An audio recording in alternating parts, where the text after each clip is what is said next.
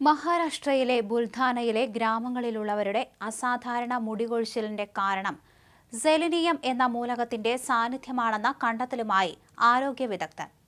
കടുത്ത മുടികൊഴിച്ചിൽ അനുഭവപ്പെട്ടവരുടെ രക്തം, മുടി എന്നിവയിൽ സെലിനിയത്തിന്റെ സാന്നിധ്യം ആവശ്യമായതിലും 10 മടങ്ങ് അളവിൽ കൂടുതൽ കണ്ടെത്തിയിട്ടുണ്ട്. പത്മശ്രീ ജേതാവായ ഡോക്ടർ ഹിമന്ത് റാവു ബവാസ്കർ നടത്തിയ പഠനത്തിലാണ് ഇത് പറയുന്നത്.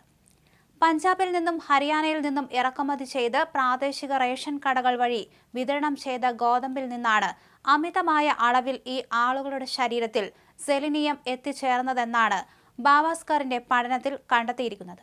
പ്രാദേശികമായി ഉൽപ്പാദിപ്പിക്കുന്ന ഗോതമ്പിലെ സെലിനിയത്തേക്കാൾ കൂടുതലാണ് പഞ്ചാബിൽ നിന്നും ഹരിയാനയിൽ നിന്നും ഇറക്കുമതി ചെയ്തവയിലെ സെലിനിയം.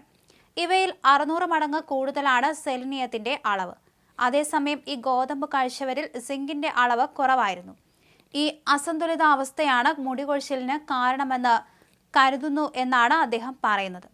മണ്ണിലും വെള്ളത്തിലും സ്വാഭാവികമായി കാണുന്ന സെലിനിയം എന്ന മൂലകം മനുഷ്യരിലെ മെറ്റാബോളിസത്തിന് അത്യാവശ്യമാണ്. എന്നാൽ ഒരു മനുഷ്യ ശരീരത്തിൽ ആവശ്യമായതിലും കൂടുതലായതോടെയാണ് മുടികൊഴിച്ചിൽ പോലുള്ള പാർശ്വഫലങ്ങൾ അനുഭവിക്കേണ്ടി വരുന്നതെന്ന് അദ്ദേഹത്തിന്റെ റിപ്പോർട്ടിൽ പറയുന്നു.